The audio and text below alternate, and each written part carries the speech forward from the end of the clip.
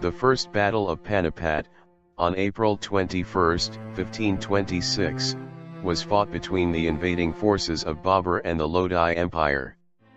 It took place in North India and marked the beginning of the Mughal Empire. This was one of the earliest battles involving gunpowder firearms and field artillery in India. After losing Samarkand for the third time, Babar gave attention to conquer India as he reached the banks of the Chenab in 1519.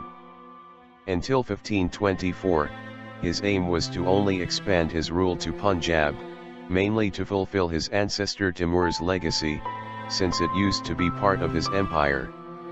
At the time parts of North India were under the rule of Ibrahim Lodhi of the Lodhi dynasty, but the empire was crumbling and there were many defectors.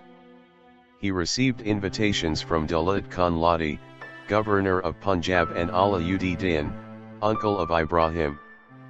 He sent an ambassador to Ibrahim, claiming himself the rightful heir to the throne of the country.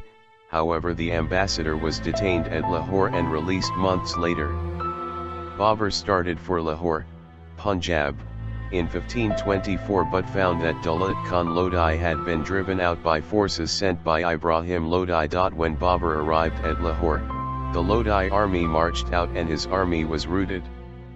In response, Babar burned Lahore for 2 days, then marched to Dipalpur, placing Alam Khan, another rebel uncle of Lodhi's, as governor. Alam Khan was quickly overthrown and fled to Kabul. In response, Babar supplied Alam Khan with troops who later joined up with Dalit Khan Lodhi, and together with about 30,000 troops, they besieged Ibrahim Lodhi at Delhi. He defeated them and drove off Alam's army, and Babar realized Lodhi would not allow him to occupy the Punjab. Hearing of the size of Ibrahim's army, Babar secured his right flank against the city of Panipat, while digging a trench covered with tree branches to secure his left flank. In the center, he placed 700 carts tied together with ropes.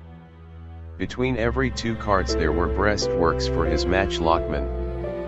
Babar also ensured there was enough space for his cavalry to charge between these carts. When Ibrahim's army arrived, he found the approach to Babar's army too narrow to attack. While Ibrahim redeployed his forces to allow for the narrower front, Babar quickly took advantage of the situation to flank the Lodhi army. Many of Ibrahim's troops were unable to get into action, and fled when the battle turned against Ibrahim. Faced with musket fire, cannon fire, and cavalry attacks from all sides, Ibrahim Lodhi fought and died with 6,000 of his remaining troops.